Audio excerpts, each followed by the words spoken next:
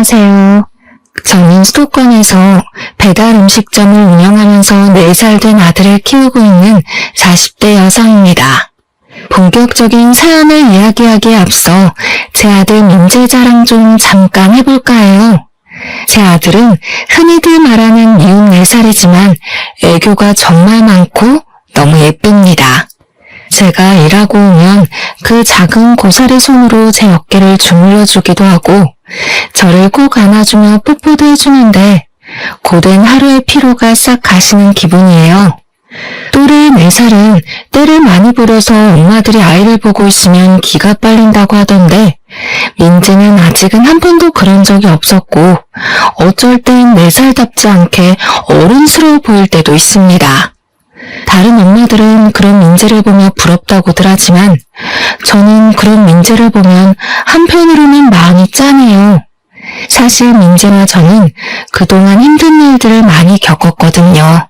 가끔은 다른 어린아이들은 굳이 겪지 않을 힘든 일을 겪으면서 민재가 다른 친구들에 비해 조금 더 일찍 성장해버린 것이 아닐까 하는 안타까운 마음이 들기도 합니다. 저와 민재가 어떤 일을 겪었는지 궁금하시죠? 지금부터 저희 모자의 이야기 들려드릴게요. 글솜씨가 좋지 않아 재미가 없을 수도 있겠지만 너그러운 마음으로 저희 이야기를 들어주시면 감사하겠습니다. 우선 저는 흔히 말하는 짠돌이인 남편과 결혼을 했어요. 생각해보면 제 남편은 연애 때도 돈을 거의 쓰지 않았습니다. 우리의 데이트 코스는 항상 국밥집에다 공연이었고 기념일이라고 해서 특별히 레스토랑을 가거나 선물을 주고받거나 하지 않았어요. 그래도 큰 불만은 없었던 것이 사실 우리 집도 잘 사는 형편은 아니었고 그 당시에는 남편에게 푹 빠져서 같이 보내는 시간 자체가 참 좋았습니다. 그러다가 우리는 결혼을 생각하게 되었고 신혼집은 제가 살던 집으로 정했는데 그 집은 저 혼자 20살 때부터 자취하며 돈을 모아 마련한 제 명의의 집이었어요. 비록 변두리이고 구축의 투룸이기는 하지만 남편과 제 회사가 가까웠고 근처에 대형마트나 편의점 등의 각종 편의시설이 많아서 둘이 살기에는 만족스러웠습니다. 또한 집을 구한다고 대출을 추가로 받지 않아도 되니 살림에도 큰 보탬이 되었죠. 그렇게 결혼을 한 후 남편은 공과금만 반절 내고 생활비는 한 푼도 주지 않았습니다. 사실 신혼 초에는 남편이 생활비 주지 않는다고 해서 큰 문제가 되지 않았어요. 그 당시 저는 대출이 하나도 없었고 저도 회사에 다니며 돈을 벌고 있었으니까요. 하지만 남편은 아직 학자금 대출도 남아있었고 영업사원이라 겉으로 보이는 것이 중요하다며 대출의 할부를 받아 외제차에 명품 시계를 차고 다녔습니다. 그래서 남편은 돈 나갈 일이 많았고 저는 돈 나갈 일이 거의 없었기에 부부라면 이 정도는 당연히 감수해야 한다고 생각했어요.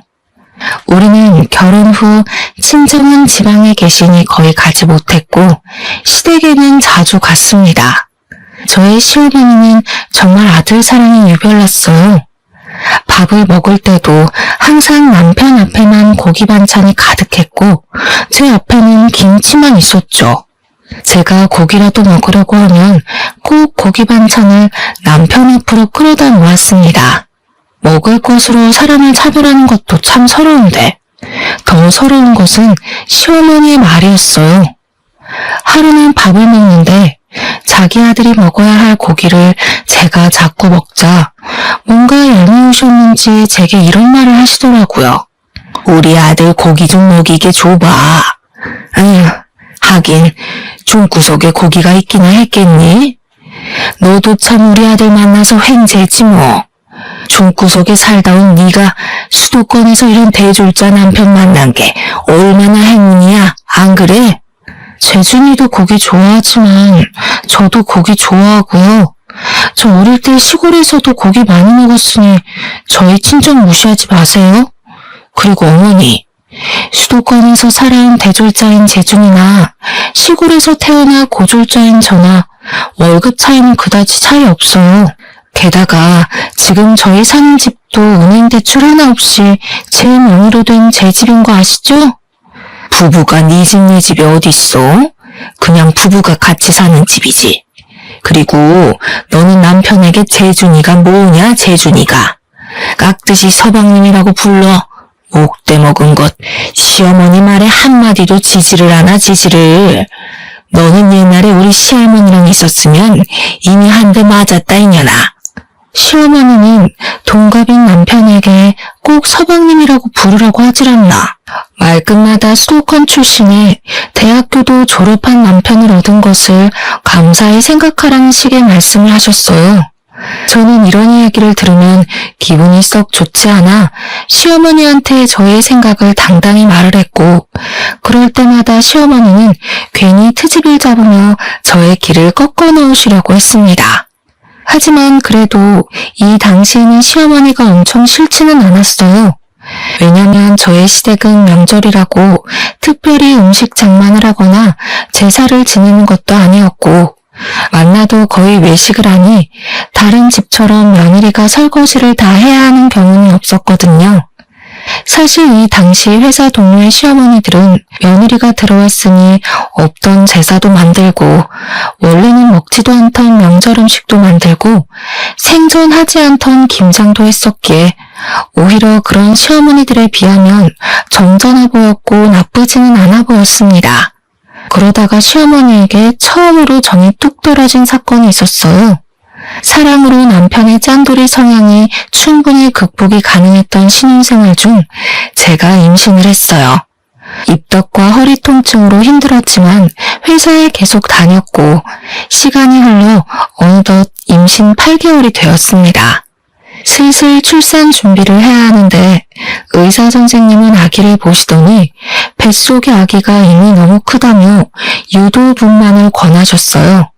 그래서 남편과 제 회사 상황에 맞춰 적당한 날짜를 잡고 시어머니에게 유도분만할 것이라고 말을 했습니다. 아기가 뱃속에 있는데 약을 넣어서 출산하는 게 어딨어? 그게 말이 되니? 혹시 우리 집 장손이 잘못되면 어떡해? 나는 우리 재준이나 할 때 그냥 힘주니까 쏙 나오더라. 너도 그러면 되지 무슨 약까지 넣어서 애를 낳으니? 안 된다. 절대 안 돼. 저도 유도분만으로 낳으면 더 많이 아프고 힘들다고 해서 하기는 싫은데 그래도 상황이 어쩔 수 없잖아요. 뱃속의 아기가 이미 너무 많이 커서 자연분만으로 하다가는 아기도 저도 위험해진다고 하는데 어떻게 무작정 자연분만을 고집해요. 그거 다 병원에서 돈 받아 먹으려고 하는 수작이야, 수작. 그 수작에 넘어가기는 안 되겠다. 내가 직접 가서 의사한테 말을 해봐야겠어. 네가 어리바리하고 어른 없이 혼자 다니니까 의사가 너한테 장사하는 거야. 시어머니는 제 다음 검진일에 산부인과까지 따라와서 의사 선생님께 자연분만을 해야 한다고 말을 했습니다. 의사 선생님은 처음엔 아이가 커서 위험하다고 좋게 말했지만 그래도 시어머니가 끝까지 자연분만을 해야 한다고 고집하자 그러다가 아기도 죽고 산모도 죽을 수도 있다고 하며 다들 죽는 꼴 보고 싶으면 그렇게 하시라고 단호하게 말씀했어요. 그날 집에 오면서 시어머니는 저에게 도대체 몸 관리를 어떻게 했길래 아기가 그 모양까지 컸냐고 하며 저를 구박했습니다. 물론 틈틈이 운동을 못한 제 잘못도 있긴 하지만 솔직히 오전 9시부터 오후 6시까지 사무실에서 일하고 나면 저도 피곤하고 집안일도 태산인데 언제 운동을 할 수가 있나요? 집안일 한 번 도와주지도 않았으면서 꼭 제가 몸 관리 잘못해서 그런 것처럼 타박하시니 참 속상했습니다. 어찌됐든 시간이 흘러 드디어 분만하는 날짜가 왔어요. 친정 부모님은 아침 일찍부터 오시려고 했으나 갑자기 일이 생겨서 밤에나 오실 수 있다고 했고 시어머니와 남편이 보호자로 병원에 왔습니다. 본격적인 진통이 시작되면서 태어나서 처음 느껴보는 엄청난 고통이 쓰나미처럼 밀려오는데 정말 이러다가 죽을 것 같았어요. 대충 이미 출산한 언니들로부터 진통에 관한 이야기는 들었지만 이런 엄청난 진통이 오리라고는 상상조차 못했습니다. 진통이 없을 때는 거의 기절해 있다가 진통이 올 때는 짐승처럼 울부짖었던 것 같아요. 그런데 더 큰 문제는 아기가 도통 내려오지 않았습니다. 게다가 저는 오랜 시간 진통을 겪어내느라 힘이 빠져 있었고 뱃속의 아기는 심박수가 매우 불안정한 상태였어요. 의사 선생님은 이대로 가다가는 위험할 것 같으니 수술을 해야 할 것 같다고 하며 시어머니와 남편에게 말했습니다. 수술은 무슨 수술이에요? 보호자인 내가 허락 못해요. 보호자가 허락 안 하면 어쩔 건데요? 현재 우리나라 법상 산모님만 동의하시면 의사의 판단하에 언제든 제왕절개 가능합니다. 지금 산모분 호흡도 불규칙적이고 아이가 위험해요. 이러다가 아기도 산모도 위험해집니다. 그러니 지금 바로 수술 진행하겠습니다. 아니, 그래도 안 된다니까요. 애를 억지로 약 넣어서 출산하는 것도 기가 막힐 노릇인데 수술까지 해서 애를 낳아요?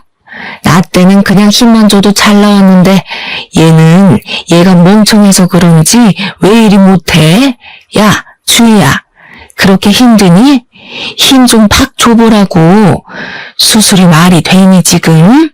시어머니는 옆에서 저에게 힘을 줘보라고 난리였지만 이미 기진맥진이 돼버린 저는 시어머니의 말이 하나도 귀에 들리지 않았고 정신마저 아득해졌습니다. 결국 시어머니의 만류에도 불구하고 응급으로 수술을 진행할 수밖에 없었어요.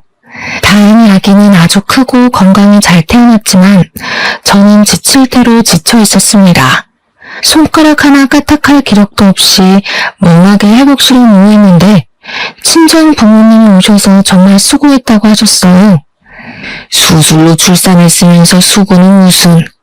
우리 집 장손이 수술로 나와서 장손이 멍청해지진 않았나 몰라. 사돈, 말씀이 너무하신 거 아니에요? 수술이라도 건강히 나오면 됐지 무슨 멍청해지니 많이 하세요. 사돈이야말로 세상 물정 모르는 소리 하시네요.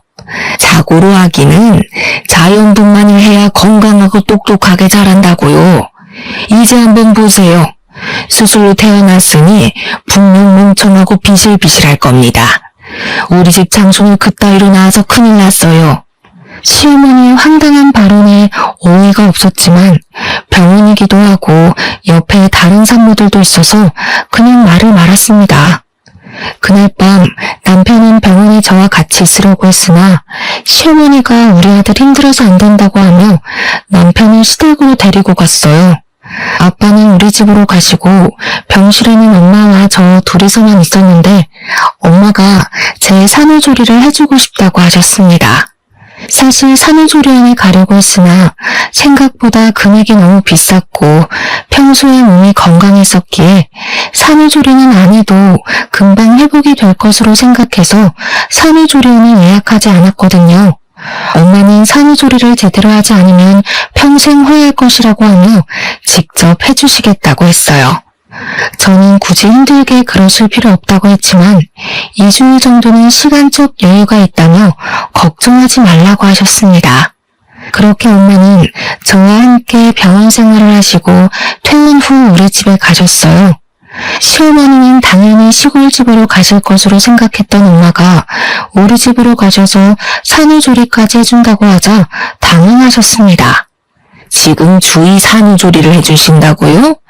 그럼 우리 아들이랑 같이 이 집에 있어야 한다는 거예요? 이 좁아 터진 집에? 당연히 친정엄마인 제가 산후조리를 해줘야지 누가 해준답니까? 그리고 김서방도 같이 있으면서 자네 아들 민재 어떻게 목욕시키고 하는 건지 좀 배우게. 우리 아들이 그런 것을 어떻게 해요? 그리고 이 집에 장모랑 같이 있으면 얼마나 우리 아들이 불편하겠어요? 어디 잠이나 한번 편하게 잘 수 있겠어요?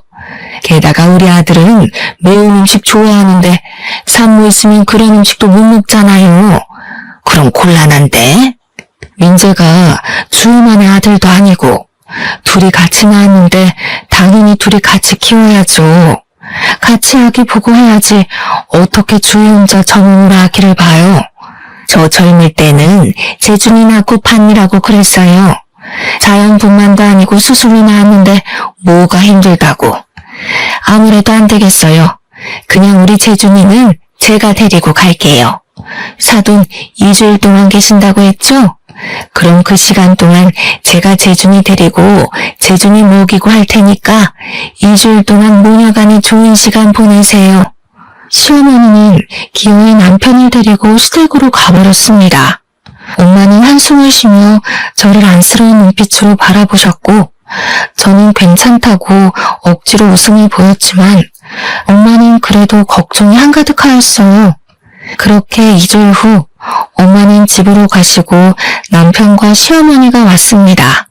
저는 아직 모유수유 중이라 매운 음식을 못 먹는데 시어머니는 매운 갈비찜에 닭발을 잔뜩 만들어서 가지고 왔더라고요.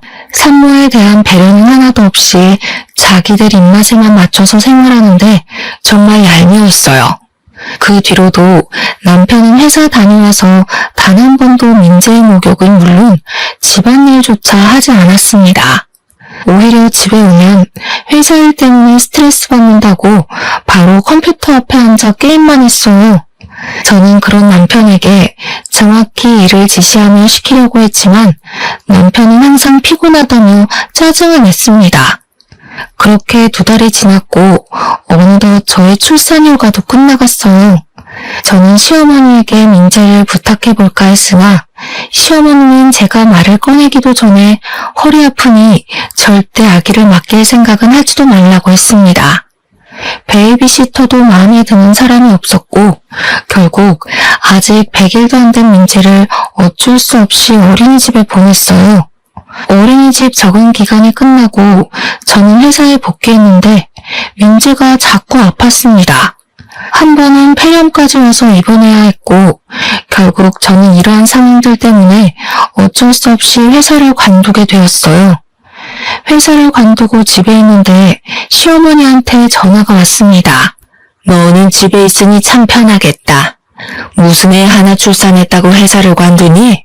나 때는 민재 낳고도 업고 밭일도 하고 시부모도 모시고 다 했어. 하여튼 요새 젊은 사람들은 편한 것만 알지 고생하려는 마음은 눈꼽만큼도 없다니까. 제가 회사를 관두고 싶어서 관둔 것도 아니고 민재를 봐준 적도 없는 시어머니가 이런 식으로 말하자 너무 화가 났어요. 그때는 밭일이고 지금은 회사잖아요. 회사에 갓난아기를 업고 어떻게 가요?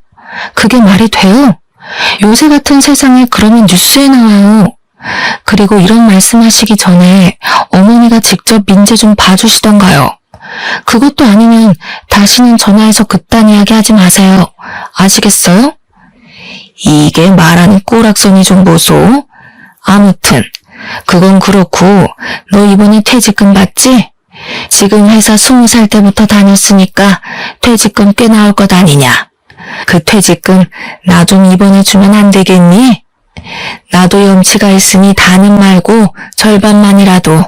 내가 우리 남편 죽고 나서 사망보험금을 연금으로 어찌어찌 살긴 사는데 나도 요새 경제적으로 아주 힘들구나. 제 퇴직금을 달라고요? 제가 왜요? 어머니께서 저를 키우신 것도 아니고 제가 일해서 제가 번 돈인데 우리 엄마도 탐내지 않는 제 퇴직금을 왜 제가 어머니께 드려야 하죠? 그래도 내가 민재 할머니고 네 남편의 엄마잖니. 그니까 뭐 네 엄마도 되는 거지 뭐. 안 그래? 네? 그게 무슨 소리예요. 그리고 솔직히 남편이 학자금 대출에 할부금 갚느라 생활비도 안 주는데 이 돈이라도 있어야 민재도 키우고 하죠. 시어머니는 저에게 아주 당당하게 내 퇴직금을 요구했습니다. 저는 그런 시어머니의 요구가 전혀 이해가 되지 않았고 시어머니 역시 퇴직금을 주지 못하겠다는 저를 이해하지 못했어요. 그날 저녁 퇴근하고 온 남편은 저에게 부부는 같이 생활하는 사람인데 어떻게 퇴직금을 혼자 쓸 생각을 하냐며 뭐라고 했고 저는 그동안 생활비 한 번 주지 않은 남편이 이런 말을 할 자격이 있나 싶어 우리는 크게 싸웠습니다. 그 뒤로도 가면 갈수록 남편과 함께 사는 것이 힘들었어요. 게다가 시어머니는 제가 회사를 관둔 뒤로 거의 매일 우리 집에 와서는 살림에 대해 잔소리를 해댔고, 우리 집에서 좋아 보이는 것이나 이쁜 것이 있으면 말도 하지 않고 가져갔습니다. 생활비도 안 주고 육아 참여도도 없고 집에 오면 게임만 하는 남편, 그리고 집에 와서 잔소리만 하고 물건을 가져가기까지 하는 시어머니 때문에 정말 너무 힘들었어요. 그나마 옆집 언니가 가끔 답답한 마음이 하소연하면 항상 저를 진심으로 걱정하며 위로해 주었습니다. 이 언니는 남편이 이혼 전문 변호사였고 둘의 사이는 정말 좋았으나 아기가 생기지 않았고, 그래서인지 민지를 친조카처럼 예뻐해 주었어요. 그렇게 2년이라는 시간이 지났습니다. 2년 동안 저는 집에서 아이를 보면 이것저것 집에서 할 수 있는 온갖 부업들을 하며 생활비를 벌었어요. 남편은 여전히 육아 집안일에는 뒷전이었고 생활비도 주지 않았습니다. 진작부터 이런 남편과 이혼하고 싶었지만 그냥 이혼하자니 이혼을 안 해주더라고요. 옆집 언니 말로는 합의 이혼으로 안 되면 이혼 소송을 해야 하는데 확실히 하려면 여러 가지 증거가 있어야 한다고 해서 이혼 소송을 위한 적당한 기회만 노리고 있었습니다. 저는 이혼할 준비를 하면서 앞으로 무엇으로 민재와 먹고 살아나갈지 고민을 했어요. 이혼하면 제가 로또가 되지 않는 이상 정기적으로 돈을 벌어야 하는데, 민재가 어린이집을 다니기는 하지만 당장 열이 나거나 아프면 봐줄 사람이 없어서 일반 회사에 다니기는 힘들었습니다.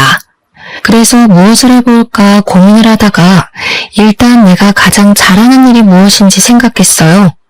사실 저는 요리에 관심이 많았고 결혼 전 취미로 요리를 배워서 한식, 양식 조리사 자격증도 땄습니다. 이러한 특기를 바탕으로 주식 투자했던 돈과 퇴직금을 긁어모아 배달만 하는 음식점을 차렸어요. 민재가 어린이집에 가 있는 동안 근처 아파트를 직접 뛰어다니며 사람들에게 홍보했더니 생각보다 주문이 많이 들어왔습니다. 게다가 음식을 먹어본 사람들이 맛있다고 하여 재주문하는 경우도 꽤 많았어요. 중간중간에 민재가 열이 나거나 아플 때는 가게에 민재와 함께 있어야 해서 힘들기는 했지만 그래도 집에서 부업만 할 때보다 많은 돈을 벌 수 있어서 좋았습니다. 제가 이렇게 장사가 잘 될 동안 남편은 코로나의 여파로 회사 경영이 어려워져서 회사를 잘렸어요. 회사 잘리고 남편은 집에서 민재보다 컴퓨터를 더 아끼며 본격적으로 게임만 했습니다. 정말 꼴보기 싫어서 밥도 차려주지 않았지만 참 얄밉게도 엄마가 시골에서 쌀과 각종 밑반찬을 보내주셔서 남편이 밥 하나는 기가 막히게 챙겨 먹었어요. 하루는 가게를 마치고 아이를 하원시켜 집에 왔는데 집 화장실에 못 보던 반지가 하나 있었습니다. 저는 음식을 하다 보니 반지를 아예 끼고 다니지 않았어요. 남편에게 이게 뭐냐고 물으니 당연한 표정을 지으며 엄마가 아까 왔다 가서 놓고 간 반지라고 했습니다. 그런데 어르신들이 하기에는 조금 어울리지 않는 모양의 반지였어요. 극도로 당황하는 남편의 표정과 화장실에 있던 반지가 뭔가 수상쩍었습니다. 그리고 곰곰이 생각해보니 저는 머리가 단발인데 자꾸 집에서 긴 머리카락이 나왔어요. 이상함을 느낀 저는 남편 몰래 초수형 카메라를 구매해서 새벽에 남편 몰래 설치했습니다. 다음날 오전에 마트에서 장보고 가게에 가는데 시어머니가 자주 다니던 화장품 가게에서 나와 내 쪽으로 걸어오고 있었어요. 그런데 시어머니 옷차림새가 조금 이상했습니다. 날씨가 엄청 더운 날이었는데 시어머니는 가디건을 입고 있더라고요. 저는 시어머니에게 다가가 이 날씨에 긴팔 가디건을 입고 안 더우시냐고 했더니 자기는 나이 먹어서 춥다고 했습니다. 그러다가 지나가던 아이와 시어머니가 부딪혔는데 시어머니의 품에서 고가의 아이크림, 영양크림에서부터 각종 조그만 화장품들이 우르르 쏟아졌어요. 쏟아진 화장품을 시어머니와 함께 주우며 이게 다 무엇이냐고 물었습니다. 뭐긴 뭐야? 다 내가 산 화장품이지. 저 화장품 가게에서는 화장품을 샀는데 쇼핑백 같은 데에도 안 넣어줘요? 그래도 저 화장품 가게 단골이신데 너무하네요. 아 몰라. 아무튼 나 바빠서 간다. 시어머니는 허둥지둥 화장품들을 챙겨서 후다닥 가버렸고 저는 도대체 무슨 바쁜 일이 있어서 저리 가시나 싶어 이상했습니다. 그리고 그날 오후가 되었어요. 주문이 많아 음식을 하느라 바쁜데 시어머니가 그 여름에 웬 털모자를 쓰고 왔습니다. 원래 답답하다고 하며 모자를 생전 안 쓰시던 분인데 여름에 털모자를 쓰니 뭔가 이상했어요. 제가 이 여름에 무슨 털모자를 쓰고 오셨냐고 하자 시어머니는 저에게 어떡하냐고 하며 모자를 벗었습니다. 저는 털모자 속에 숨겨진 시어머니의 머리를 보고 깜짝 놀랐어요. 머리카락이 무슨 불에 그을린 것처럼 힘없이 축 늘어졌고 군데군데 구멍난 것처럼 머리카락이 없었습니다. 시어머니는 당황한 제게 웬 튜브형 화장품을 내밀더니 이거 린스 아니냐고 물었어요. 그 화장품 용기에는 영어로 제모크림이라고 적혀 있었는데 중간에 헤어라는 단어도 적혀 있었습니다. 시어머니는 이 헤어라는 단어만 보고 당연히 린스인 줄 알고 머리 감을 때 사용을 해서 이렇게 되었다고 했어요. 저는 시어머니에게 이거 어디서 사셨냐고 물으니 시어머니는 얼버무리며 자주 가던 그 화장품 가게에서 샀다고 했습니다. 그럼 화장품 가게에서 린스를 산다고 했는데 이 제모크림을 주셨다고요? 이거는 그 화장품 가게에 완전히 잘못한 거죠. 바로 화장품 가게에 가서 어떻게 된 거냐고 따져야겠어요. 얘야, 그럴 필요 없다.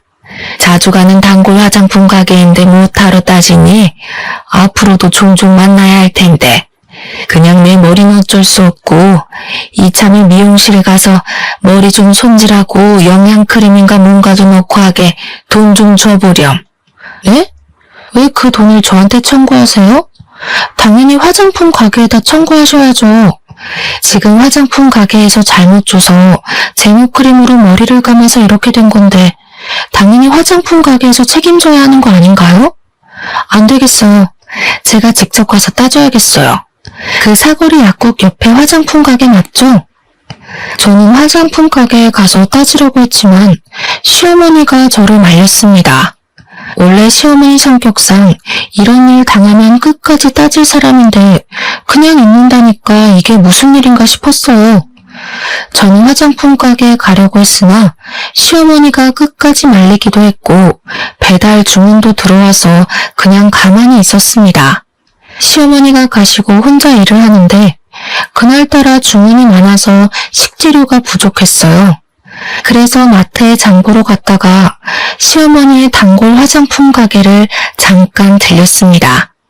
마침 집에서 쓰던 샴푸도 떨어지고 도대체 어쩌다가 제모크림을 린스로 착각하고 건넸는지 궁금했거든요. 들어가 보니 젊은 여직원 뒤로 시어머니가 썼던 튜브형 제모크림이 있었습니다. 저는 여직원에게 혹시 저 제모크림도 파는 거냐고 했더니 이 제품은 인기가 없기도 하고 유통기한이 지나서 팔지 않는 것이라고 했어요. 시어머니는 분명 여기서 저 제모크림을 샀다고 했는데 저는 제모크림은 파는 것이 아니라고 하는 것이 이상했습니다. 저는 여직원에게 시어머니의 이름을 말하며 혹시 아느냐고 물었어요. 여직원은 시어머니를 잘 안다면서 원래 이 화장품 가게는 여직원의 어머니가 운영했었고 여직원의 어머니와 시어머니는 고등학교 동창이었다고 합니다. 동창이라는 이유로 시어머니는 매일 화장품 가게를 찾아왔는데 사실 여직원의 어머니는 시어머니를 그다지 좋아하지 않으셨대요. 시어머니가 와도 매출을 올려주는 것도 아니었고 이래야 하는데 샘플만 왕창 요구하며 정신이 하나도 없게 만들었다는 것입니다. 그래도 동네 장사이다 보니 시어머니가 오면 어쩔 수 없이 친절하게 응대를 해왔고 그러다가 여직원의 어머니가 몸이 안 좋아져서 이 화장품 가게는 여직원이 운영하게 되었다고 해요. 시어머니는 그 뒤로도 종종 와서 여직원에게 친한 척하며 엄마는 샘플을 항상 많이 챙겨줬다면서 샘플을 달라고 했다고 합니다. 여직원의 어머니도 말 많고 골치 아픈 사람이니 그냥 샘플 줘서 빨리 보내버리라고 하시는 통에 여직원도 아무 말 없이 그냥 커피 한 잔과 샘플을 많이 주며 시간 보내다가 가라고 했다고 해요. 저는 여직원에게 어머니가 가게 안쪽까지 들어오냐고 했더니 항상 와서 가장 안쪽의 의자에 당당히 앉는다고 했습니다. 순간 제모크림을 여직원이 판 것이 아니라 시어머니가 가져가지 않았을까 하는 생각이 들었어요. 사실 그동안 시어머니가 우리 집이나 가게에서 이런저런 자잘한 물건들을 많이 가져갔었거든요.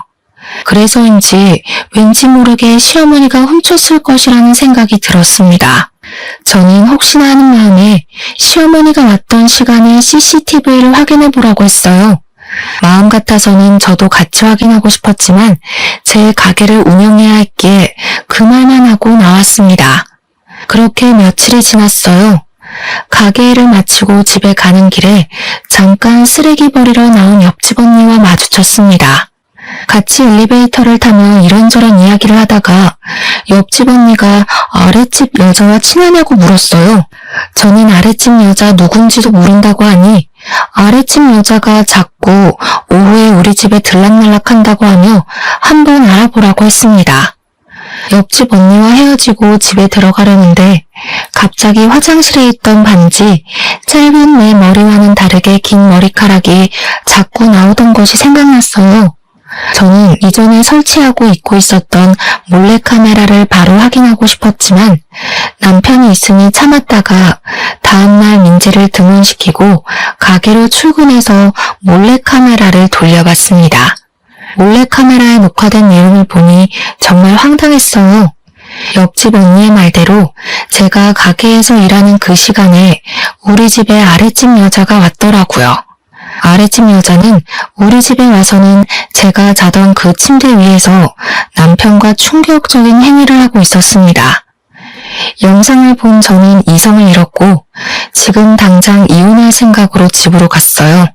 어차피 민재에게도 전혀 도움이 되지 않는 아빠인데다가 생활비도 한 푼 주지 않고 남남처럼 지내서 언제든 이혼하고 싶었지만 남편이 이혼은 안 된다고 해서 어쩔 수 없이 질질 끌고 온 결혼 생활이었잖아요. 그래서 당장 남편이 없어도 저는 전혀 문제될 것이 없었습니다. 화가 잔뜩 난 상태로 집 앞에 가니 우리 집에서 여자 웃음소리가 들렸고 저는 아랫집 여자와 남편이 함께 있다고 확신했어요.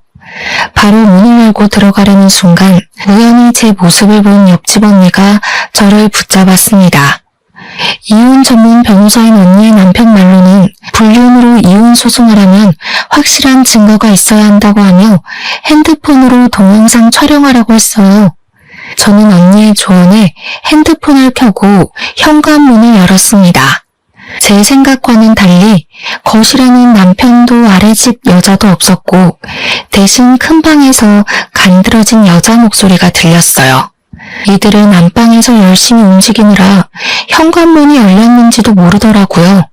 저는 바로 안방문을 활짝 열고 핸드폰으로 둘의 실체를 낱낱이 촬영했습니다. 생각지도 못하게 나타난 저를 보며 둘 다 깜짝 놀라 어쩔 줄 몰라 했고 그 모습을 고스란히 찍어버렸습니다.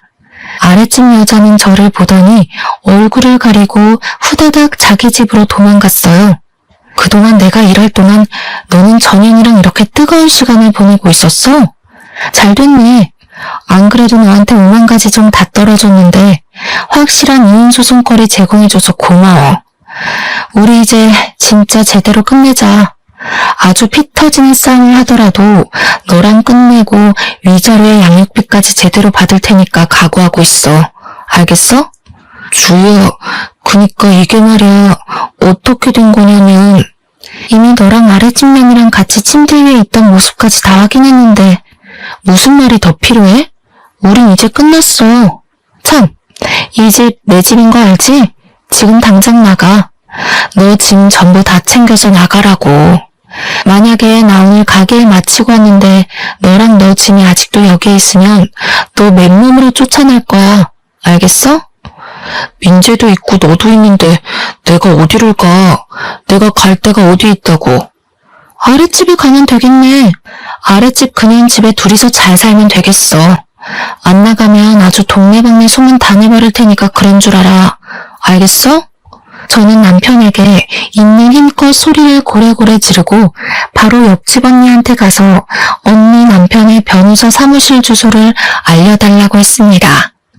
고맙게도 언니는 지금 운전을 못할 것 같으니 같이 가주겠다고 했고 언니와 함께 언니 남편의 사무실에 가서 남편에게는 이혼 소송을, 아랫집 여자에게는 상간녀 소송을 접수했어요.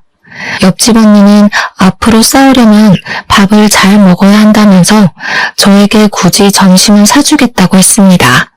솔직히 저는 밥 생각이 없었지만 언니가 저를 끌다시피 해서 시내까지 나갔어요. 백반집을 가다가 시어머니가 자주 다녔던 화장품 가게 앞으로 지나갔는데 그 앞에 사람들이 꽤 몰려 있었고 시끄러웠습니다. 무슨 일인가 해서 언니와 함께 가보니 화장품 가게 앞에서 여직원과 모자를 쓴 시어머니가 말다툼하고 있었어요.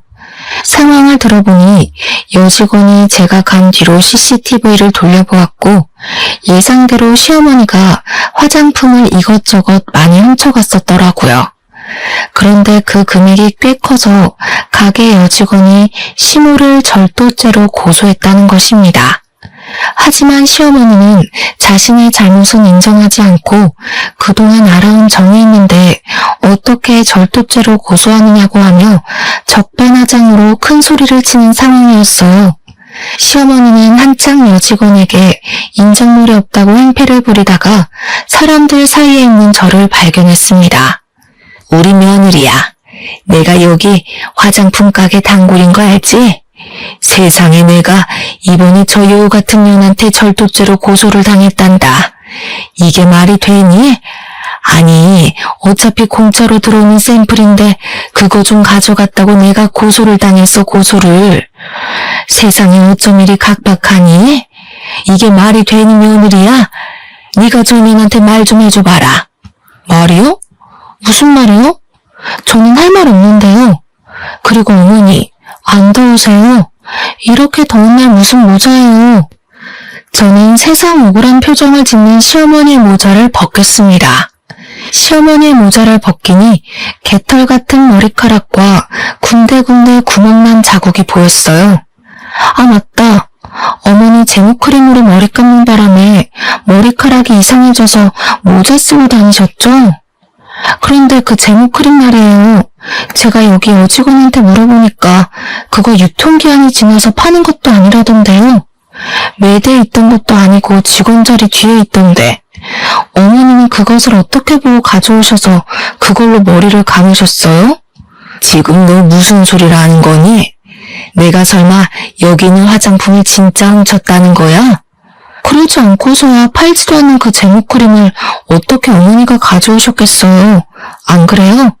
게다가 아까 하는 이야기 들어보니까 CCTV에도 확실히 찍힌 것 같던데 그냥 더는 행패 부리지 말고 인정하세요. 얘가 지금 뭐라는 거야? 얘, 너 똑바로 말 안 할래? 젊은 년이 더위를 먹었나? 제정신이야? 저 어느 때보다 제정신이에요, 어머니. 옛말에 공짜 너무 좋아하면 대머리 된다는 말 있죠? 지금 이 상황과 어머니 머리 상태 보니까 그 말이 딱 떠오르네요. 평소에도 맨날 우리 집과 가게에 있는 것들 하나하나 훔쳐가시더니 이제는 남의 가게 제품까지 훔쳐가시면 어쩌자는 거예요. 그리고 할 말이 하나 더 있는데요. 저 이제 이혼해요. 저 이제 아줌마의 며느리 아니라고요. 이혼? 무슨 이혼? 우리 재준이가 너랑 이혼해 준대? 네, 이젠 무조건 해야 하거든요. 세상에 되게 잘나신 그 아드님이 아랫집 여자랑 아주 뜨거운 사이더라고요. 하마터면 제 집이 그 둘의 뜨거운 사랑에 불타 없어질 뻔했잖아요. 그래서 착한 제가 그 둘이 알아서 잘 먹고 잘 살라고 저는 빠지려고요. 아줌마. 뭐? 아줌마? 우리 아들이 그렇게 불륜을 저질렀다는 증거라도 있어? 있냐고? 당연히 있죠. 제가 설마 증거도 없이 이러고 있을까봐요? 엄마는 절도죄, 아들은 이혼소송, 아들 불륜녀는 상간녀 소송. 참 볼만하겠네요. 아무튼 아줌마의 머리가 빨리 원상복귀되기를 바라며 그럼 법원에서 봬요. 저의 폭탄 발언에 주변에 있던 사람들은 다들 시어머니에게 손가락질했고 잠시 후 화장품 가게 여직원의 신고로 경찰들이 와서 업무 방해죄로 시어머니를 데리고 갔습니다. 그날 저녁 어린이집에서 하원한 민재는 옆집 언니에게 부탁하고 저만 집으로 들어갔어요. 제가 그렇게 엄포를 놓았지만 집에는 남편이 아직도 있었습니다. 너 어떻게 우리 엄마가 경찰서에 끌려갔는데 그렇게 모른 척할 수가 있어? 아줌마라고도 하면서 내 이야기도 했다면서? 이제 우리 이혼할 건데 너희 엄마가 경찰서에 끌려가든 감옥에 가든 그게 뭔 상관이야. 그리고 너 내가 나가라고 했지? 안 나가? 나 너랑 절대 이혼 못해. 안 해. 절대 이 집에서 한 걸음도 못 나가. 남편은 저에게 절대 나가지 않겠다고 강력히 주장했습니다. 저는 그런 남편이 그동안 애지중지했던 컴퓨터 모니터를 그대로 뽑아와서 바닥에다가 내던졌어요. 야, 너 어떻게 이 모니터를 이렇게 박살낼 수가 있어?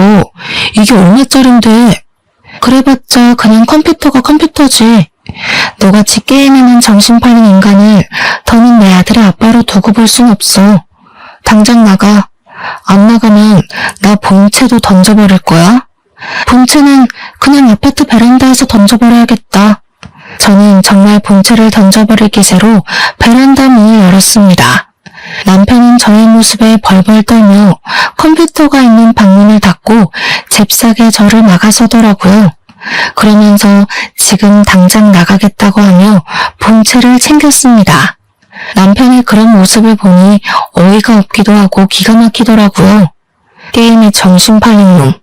너는 사람보다 본체가 더 소중하냐? 너 같은 놈이 어떻게 우리 민지 아빠가 되었는지. 그거 들고 당장 꺼져. 너 짐들이랑 이혼 서류는 너네 엄마 집에 다 보내줄 테니까 이혼 서류 작성해서 법원 앞에서 보자. 다시는 내 앞에 나타나지 마. 한 번만 더 나타나면 나 너 머리털 한 올 한 올 다 뽑아버릴 거야. 알겠어? 그리고 우리 민지 앞에도 얼쩡대지 마. 민지 앞에 나타나는 순간 나 너 얼굴 프린트해서 이 아파트 단지 내에 다 붙여놓을 거야. 남편은 나의 엄포에 기다시피 해서 나갔고 저는 바로 남편의 모든 짐을 박스에 대충 구겨 넣어 시댁으로 보내버렸습니다. 그리고 저는 밤새 남편의 모든 흔적을 다 치워버렸어요. 그 뒤로 저는 옆집 언니 부부의 도움을 받아 무사히 이혼소송, 상간녀 소송을 진행할 수 있었습니다. 시간이 흐른 지금 시어머니는 기나긴 재판 끝에 징역 6개월형이 선고되었어요. 남편은 이혼소송 끝에 위자료와 양육비를 지급하라는 판결을 받았고 당연히 제 집에서 쫓겨났습니다. 시댁에 들어가서 살려고 했으나 시어머니도 재판을 받으면서 경제적으로 많이 어려워져 집을 팔아버렸더라고요. 그래서 남편은 자신이 끌고 다니던 자동차와 시계, 컴퓨터까지 다 팔고 고시원에 들어가서 어찌어찌 살고 있습니다. 그리고 남편과 불륜을 저질렀던 아랫집 여자는 당연히 자신의 남편에게 이혼당하고 이 동네의 얼굴뿐 아니라 살던 호수의 직장까지 소문이 쩍 퍼져서 밤에 도망치듯 어디론가 떠나버렸다고 해요. 그리고 저는 여전히 장사가 잘 되고 시에서 식품위생업소로 선정되어 아주 바쁘게 생활하고 있습니다. 가끔 정말 바쁜 날에는 옆집 언니네 부부가 우리 민재를 돌봐주기도 하고 있어요. 민재 역시 어린이집에서 친구들과 아주 원만하게 지내며 아빠 없는 생활에 적응하고 있습니다. 가끔 아빠와 함께 다니는 친구들을 보며 부러운 듯한 표정으로 빤히 쳐다봐서 안쓰럽기도 하고 또래 아이들은 겪지 않을 일들을 겪으면서 너무 빨리 성숙해져 버린 것 같아 안타깝기도 해요. 지금까지는 민재가 힘들게 살았을지 몰라도 앞으로는 민재가 활짝 웃으며 여느 아이들처럼 해맑게 자랐으면 좋겠습니다. 햇살 좋고 날도 좋은 가정의 달 5월이 되었어요. 남들은 어린이날이다 어버이날이다 해서 다들 연휴에 놀러가고 가족끼리 추억을 쌓을 계획에 들떠있지만 저는 오늘도 민재와 저의 행복한 미래를 위해 열심히 일하고 있습니다. 남들처럼 재밌는 추억을 쌓지 못하고 저녁만 되면 너무 피곤하고 지치기는 하지만 저의 삶에 후회는 없어요. 앞으로도 저는 지금처럼 민재의 엄마로서 있는 힘껏 최선을 다해 살아나가겠습니다. 바쁜 시간을 내어 저의 이야기를 들어주신 청취자 여러분은 그 어느 해보다 행복한 5월이 되시기를 바라며 오늘 저의 사연은 이만 끝내려 합니다. 들어주셔서 감사합니다.